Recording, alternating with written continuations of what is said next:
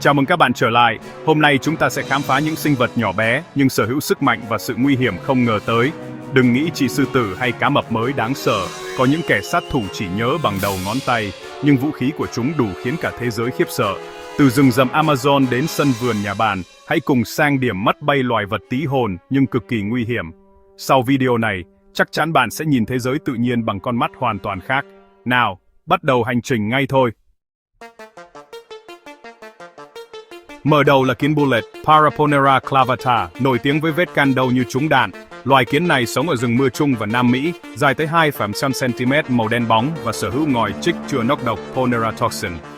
Vết chích của kiến bullet đứng đầu thang đo đầu của côn trùng được mô tả như đi trên thần hồng với đinh găm vào chân. Cơn đau kéo dài 12-24 giờ, khiến nạn nhân co giật toát mồ hôi lạnh. Đặc biệt, bộ lạc Sateremawe ở Brazil dùng kiến bullet trong nghi lễ trưởng thành. Các chàng trai phải đeo găng tay chứa đầy kiến bullet đang giận dữ trong 10 phút mà không được kêu la. Nghi lễ này lặp lại tới 20 lần trong đời, minh chứng cho sức chịu đựng phi thường và mức độ khủng khiếp của nọc độc. Dù hiếm khi gây tử vong, vết chích có thể gây sốc phần vệ, đặc biệt nguy hiểm nếu bị cả đàn tấn công. Thú vị là các nhà khoa học đang nghiên cứu nọc độc này để phát triển thuốc giảm đau mới. Kiến bullet làm tổ ở gốc cây lớn, cực kỳ hung dữ khi tớ bị đe dọa, sẵn sàng lao ra tấn công bất cứ ai. Chúng còn phát ra tiếng rít cảnh báo trước khi tấn công. Nọc độc tiến hóa để gây đau dữ dội, khiến kẻ săn mồi chứa đến già. Một vết chích nhỏ có thể biến thành cơn ác mộng kéo dài cả ngày. Nếu có dịp khám phá rừng Amazon, hãy quan sát kỹ dưới chân, đừng để bị viên đạn này bắn trúng. Kiến bullet là minh chứng rằng sức mạnh không nằm ở kích thước. Đôi khi, những sinh vật nhỏ bé nhất lại sở hữu vũ khí đáng sợ nhất.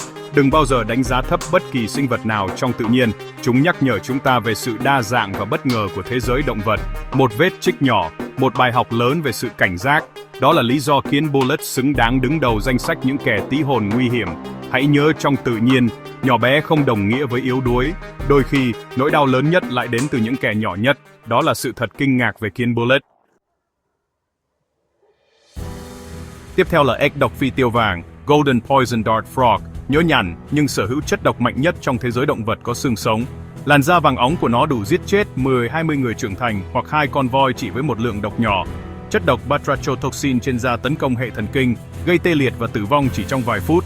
Người bản địa Colombia dùng độc này để tắm vào đầu phi tiêu săn bắn, hiệu lực kéo dài cả năm. Điều đặc biệt, ếch nuôi nhớt không có độc vì chúng tích lũy batrachotoxin từ côn trùng ăn trong tự nhiên. Màu sắc rực rỡ là lời cảnh báo, tôi rất đẹp nhưng cực kỳ độc. Loài ếch này chỉ sống ở một vùng nhỏ ven biển Thái Bình Dương Colombia, đang bị đe dọa tuyệt chủng do mất môi trường sống. Dù cực độc, batrachotoxin lại được nghiên cứu để phát triển thuốc gây tê và trợ tim. Khi gặp ếch phi tiêu vàng, chỉ nên ngắm nhìn từ xa, tuyệt đối không chạm vào. Sự tồn tại của chúng là nghịch lý nhỏ bé, không răng nanh, không móng vuốt, nhưng lại sở hữu vũ khí hóa học mạnh mẽ. Đây là ví dụ điển hình cho sự phòng thủ đáng sợ hơn cả tấn công. Ếch phi tiêu vàng nhắc nhở chúng ta về sự đa dạng và phức tạp của tự nhiên. Mỗi sinh vật, dù nhỏ bé, đều có vai trò và câu chuyện riêng. Đôi khi, vẻ đẹp rực rỡ lại ẩn chứa nguy hiểm chết người. Hãy trân trọng và bảo vệ những sinh vật độc đáo này. Đừng để vẻ ngoài đánh lừa bạn. Trong tự nhiên, mọi thứ đều có lý do tồn tại. Ếch phi tiêu vàng, viên ngọc độc của rừng rậm Colombia.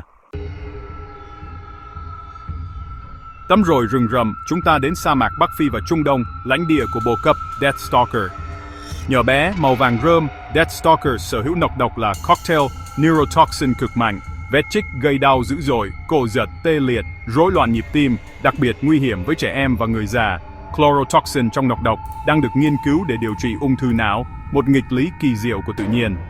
Nọc độc Deathstalker là một trong những chất đất giá nhất thế giới. Loài này sống về đêm, ẩn mình ban ngày, săn mỗi khi trời tối. Chúng cảm nhận rung động cực nhỏ để xác định con mồi, tấn công nhanh và nhiều lần. Dù có nọc độc mạnh, chiếc đuôi của chúng yếu nên phải chích liên tục để hạ gục con mồi. Deathstalker có thể nhịn ăn nhiều tháng, thích nghi hoàn hảo với môi trường khắc nghiệt. Sự tồn tại của chúng là minh chứng cho khả năng sinh tồn phi thường của tự nhiên.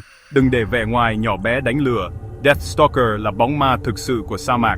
Một vết chích có thể là trải nghiệm kinh hoàng, thậm chí tử vong nếu không được cấp cứu kịp thời. Hãy cảnh giác khi khám phá những vùng đất khô cằn này. Đừng ngạc nhiên khi muỗi xuất hiện trong danh sách này, chúng là loài vật nguy hiểm nhất với con người.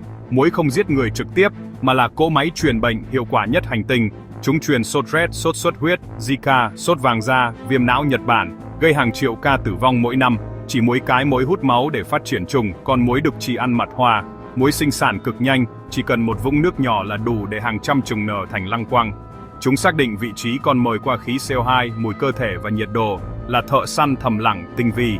Cuộc chiến chống muối là thách thức lớn của y tế toàn cầu. Dùng màn, thuốc xịt, loại bỏ nước tù, phát triển vaccine, tha muối biến đổi gen. Dù đóng vai trò trong chuỗi thức ăn, tác hại của muối với sức khỏe con người là không thể bù đắp. Sự nguy hiểm của muối đến từ số lượng khổng lồ và khả năng lan truyền bệnh tật. Đôi khi, mối đe dọa lớn nhất lại đến từ những thứ nhỏ bé, quen thuộc nhất. Đừng xem thường tiếng vỗ về bên tai, đó có thể là mối nguy cho cả gia đình bạn. Chủ động phòng chống muối là cách bảo vệ bản thân và cộng đồng. Muối, kẻ sát nhân thầm lặng nhất hành tinh, luôn rình rập quanh ta. Hãy nhớ, một vết muối đột nhỏ có thể khởi đầu cho một thảm họa sức khỏe.